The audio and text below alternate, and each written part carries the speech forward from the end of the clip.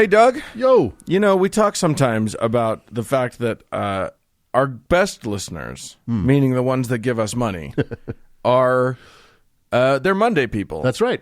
And the rest of the sort of the plebes, the unwashed masses, have to listen to us. Have to wait until Wednesday to listen to us. To Wednesday. They're what we call the unplanned child. Yeah, it's true. But have you ever asked yourself, what do those words mean? Nope, you haven't. So we'll just move along. Oh, Moving wait. on.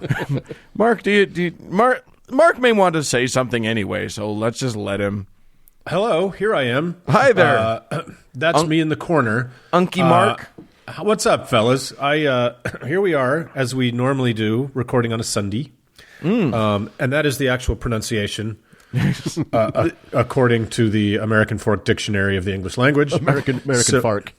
Yes, according to every old Mormon who was raised in rural Utah, that is how you say it. It's also the day you don't do your washing. And it's also the dessert. Yes. They're both Sundays.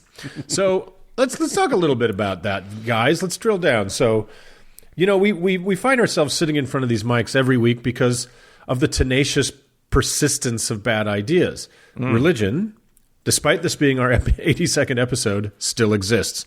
Damn it! We've failed. We have failed as a podcast. I'm hanging it up. I feel like we're on the cusp. Okay. I think we're almost there. Yeah. I just talked to the Pope before I talked to you. Oh, great.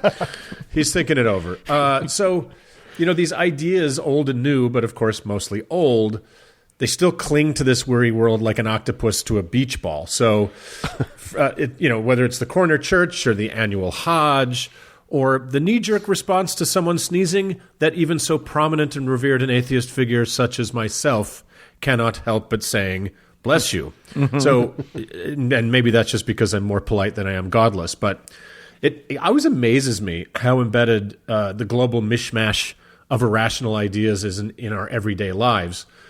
Sure. And for much of the world, just getting through the week is a form of honoring, mostly unconsciously, a series of gods, 4 of whom are members of one immediate family, which is not the Trinity, strangely enough. So this week, of all weeks, let us ponder that supergroup of 7 gods whose names we recite whenever scheduling a dentist appointment or lunch with a friend, the days of the week. Yes, indeed. So Western culture, as we know, is a slow-speed collision of countless ideas and movements, and each empire or conqueror consuming what it wanted from the previous one and spitting out the bones. And the English language is the same thing, a weird, counterintuitive aggregate of vocabulary and a blizzard of grammatical rules that are so contradictory it's a wonder a non-native speaker can ever wrap their heads around it. Even as a native speaker, I still have no clue.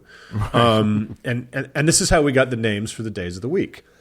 So in reading about this, I was surprised that here in what we lazily call the West, it was not always a 7-day week. In fact, that changed a little more recently than I would have expected. It was sometime between the 1st and 3rd century CE. It was 1932. It was like daylight savings time. So in those that 2-century spread, which is a bit of a sloppy spread for a story about a majorly important shift in the way the calendar works, but okay. The Romans shifted from the 8-day nundinal cycle to the currently used 7-day cycle. Oh. And some listeners will know that these 7 Roman days were named after the heavenly bodies visible to the naked Roman eye, the sun, the moon, Mars, Mercury, Jupiter, and Saturn. So in Latin, those days of the week were Solis, Lunae, Martis, Mercurii, Iovis, Veneris, and Saturnii. Wait, were there 2 Mercuries in there? Nope, I just fucked the first one up. Oh, okay. So, yeah, that was the morning and the evening of the 2nd day, of the 3rd day. So, and as we all know, all of those were named after gods of the Greco-Roman pantheon. So the Romans set about doing what Romans did, which was conquering lands and people far and wide, bringing their school bus full of gods with them wherever they went. Now, when they went north, and they enveloped what we now know broadly as the Germanic peoples, those guys cottoned to the 7-day thing. Apparently, they didn't kind of do that. So they're like, oh, this is a good idea. And what have the Romans ever done for us other than, the roads and medicine and the aqueduct? you may be asking, well, Fritz, they brought you the weekend. So, Boom. the Germanic types seem to have themselves found some even more northerly gods to their liking and adopted many of the figures from what we now call the Norse religion. Right? Yes, indeed. And aside, I think it's just odd that we so casually call Norse and Greek and Roman and Egyptian religions mythology. Like that's just what happens when it's no longer in use. Right. That they just get rechristened as that. And Yeah, once we retire them, we laugh so jovially at how stupid they all sound. One day they'll be Christian mythology. Yeah. God, inshallah. So I don't know. We don't really say Christian mythology when in fact they're all just religions and they're all mythology as well. So everything means nothing. So anyway, the Germanic types from whom, spoiler alert, much of our linguistic and cultural roots come from, liked the honoring of the gods thing, but decided to go with their own. So for the most part, there's an actual fancy name for this Teutonic regodding in academics, and it's the Interpretatio Germanica for all the Latin nerds out there. Really tough to decipher that one too. Yeah, what could it mean? So at first glance, it seems like they left Sunday alone. And who doesn't love the sun? Right. Especially northern folks for whom the sun is an infrequent visitor. So they just replaced it with the sun god they revered as Sol, who is actually a female personification of the sun, who it is prophesied will be eaten by Fenrir the wolf during Ragnarok, which is basically Viking rapture. So I hate it when someone eats the sun. Yeah, well, you're going to detect a theme in this. Okay, but don't worry, fans of summer days about the sun going away. By then, the canny soul will have had the good sense to conceive and have a daughter to carry on her work after she's wolf meat. So, thank God, we're going to be all right. So, they also seemed fine with leaving Monday to the moon, and who doesn't like the moon? And we all know the answer to that is NASA and the U.S. government, who disliked it so much they refused to go there, so they hired Stanley Kubrick and several hundred people to fake it, and they all kept it totally secret until now. Boom. It's science, people. Just science. You know, it's on YouTube. Yeah. So it's for all on YouTube. Everything is. But for realsies, they just swapped their moon deity, Manny, who's a male god. This is true. Their moon deity was my super in the last apartment I lived in. Hey, Manny, what are you doing on the moon? Manny, when are you going to fix my sink? And also, you look like the moon. You are a moon-faced motherfucker, Manny, but I love yous. I'm Carl the Pug of Pegacorn now. So what's interesting about Manny, the moon is, in the Norse tradition, is male, and very, very little information is known about Manny. But he is thought to be the origin of the European folk belief of the man in the moon. Oh, wow.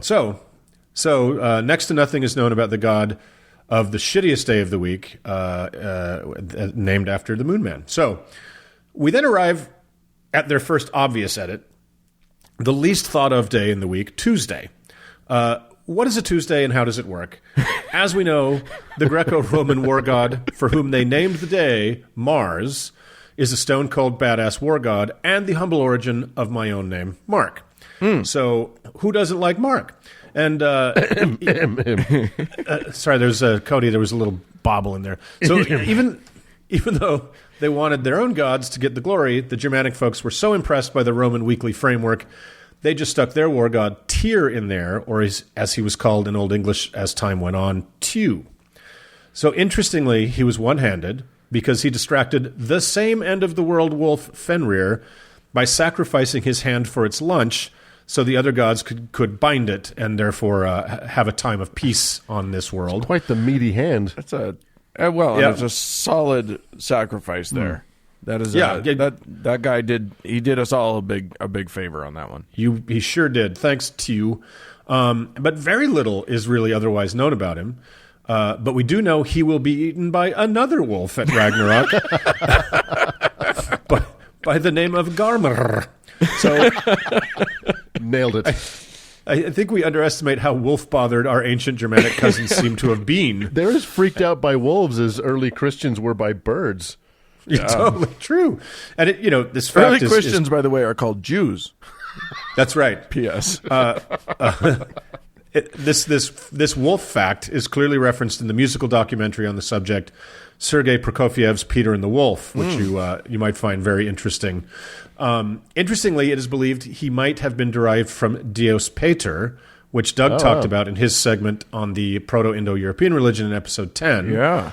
As a very ancient, one of the earliest known kind of religious movements. So basically, we have 1/7 of our week named after yet another god we know next to nothing about, other than he gets eaten by a wolf, and is the son of Odin.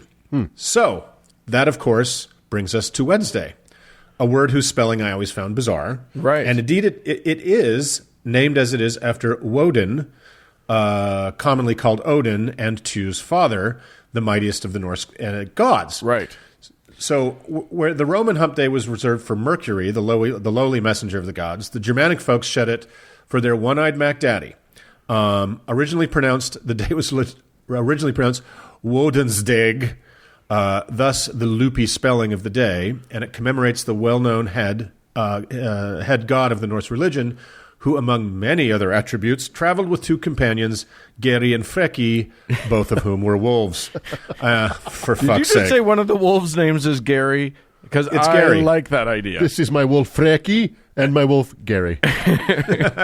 Hey. What's up, guys?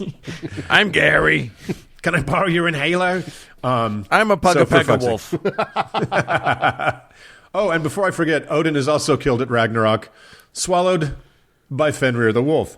So then, of course, I feel like the Marvel Universe Ragnarok was seriously lacking in wolves. I think they only had one. It was ridiculous. You should see the deleted scenes. You're right. It's all wolves all the time. Pretty wolfless. So then, of course, we need a day of commemorating Woden's most famous son, and perhaps the most famous Norse god of all, Thor or Ture. Interestingly, that day, it was originally called Punrasdaga, meaning Thunder Day, in reference to Thor as the origin of thunder and lightning. Right. But later they dropped the reference and swapped in the man himself. And if you want to know more about this fearsome fellow, you can listen to Doug's segment on him in episode 64. However, in keeping with the theme of the gods this week, the gods of the week, Thor also dies at Ragnarok. But as the wolves are busy elsewhere, you'll be relieved to know he is instead killed by the giant serpent Jormungandr. Nailed it. You're welcome, Sweden. Just, Mark, to put a little button on that, the Earth was destroyed in Hitchhiker's Guide to the Galaxy on a Thursday. You're welcome. Well, there you go. Thank you. On a Thursday. That's right. A series of books that Dan has brought great shame upon the podcast by revealing he has not read, but right. we'll leave that for later. You know what? The fact that I'm illiterate doesn't mean you get to just make fun of me all the time. We'll leave it for our new segment we call the airing of grievances against Dan. So, but that's for a later day. Yeah. So now we arrive at Friday. Now, we know this was a little known day that was suddenly made famous by Rebecca Black's 2011 breakout single of the same name, in which she lyrically ponders which seat to take in the convertible of her friend with a learner's permit. Yes, indeed. A video which has been viewed on YouTube, and I swear this is real, 131,247,057 times. A fact that surely proves that Ragnarok must be close at hand. But prior to its recent pop stardom, Lowly Friday toiled away as the last day of the work week, named for Frigg, our friend Odin's wife and mother of Thor, and it is believed stepmother of two. So Jesus, his family hit the day name lottery. Yeah. And much like Rebecca Black, Frigg is associated with foresight and wisdom. And again, like the Roman god she displaced, she is associated with the planet Venus, who, like Frigg, represents both romantic and familial love. For some reason, I could not find out how Frigg dies. But if it wasn't in a terrible wreck in Rebecca Black's friend's convertible, we can assume it was wolf-based. So I was going to say, I think she eats a wolf at Ragnarok and dies of indigestion. She gets bitten by a wolf and gets the rabies. It's a slow, horrible death, really. And so we come to Saturday, the day the Germanic people named after... Wait, nope, they did not. Yeah, I was going to For say. some fucking reason, they didn't bother to change the day the Romans named after their head god, mighty Saturn. Or if they did, it didn't stick because it was a Saturday and it's hard to find proper help for weekend shifts. Or maybe they ran out of Woden's immediate family to name it after. Spoiler, there's way more of them. Or most likely, the guy in charge of naming the days was killed by a wolf. The apparent leading cause of death among Norse gods and those that love them. So, the fact that we have 6 days named after Norse/Germanic gods and one day named after a Roman one they stole from the Greeks is pretty fucking weird if you ask me. But I think despite the weirdness, it's an interesting example of how religion and culture have so long been so fully intertwined that there's really no way to disentangle them on a fundamental level, right? So, but we can appreciate that weird and winding history while still moving away from the toxicity and irrationality of the world from which they sprung. And I wouldn't want to change the names of the days of the week, as bizarre as they are, because they are part of our patrimony. And, you know, in fact, it could be far worse. If they must be named after gods, I'd prefer long dead ones to living ones, like, you know, let's not meet for lunch on Jesus Day. Or Nebuchadnezzar Day. Well, he wasn't really a god, but he did dream. He did have a dream, much like Martin Luther King Jr. But we should all strive to know the origins of things, you know, to better understand how we arrived in the here and now. That's a good thing. And as this week's sponsor, Paramount Pictures' 2013 blockbuster sequel, G.I. Joe Retaliation, now on Blu-ray, has paid us to say, knowing is half the battle. So that's it, boys. Well, you know what's funny about that, though, is you mentioned saying bless you after we sneeze and not knowing the origins of the days of the week are actually named after gods and religiously based issues. I'm surprised that fundamentalist Christians aren't bothered by that fact. They might not. We probably should not ever air this segment because maybe they don't know. Yeah, right. Although what's funny is that what I would enjoy is if it did get named after Jesus and, you know, Mary's Day and Joseph's Day and whatever, just because that puts it that much closer to being in the annals of mythology and history. And I'm pretty happy about that. Fair enough. Yeah. So that's it. That's the crazy way we got the names of the days of the week. The only advice I can give anyone who's afraid of wolves is, you know, try to get all your errands done on Saturday. Right. Fair enough. All right. Thank you, Uncle Mark. Let's move on. Moving on.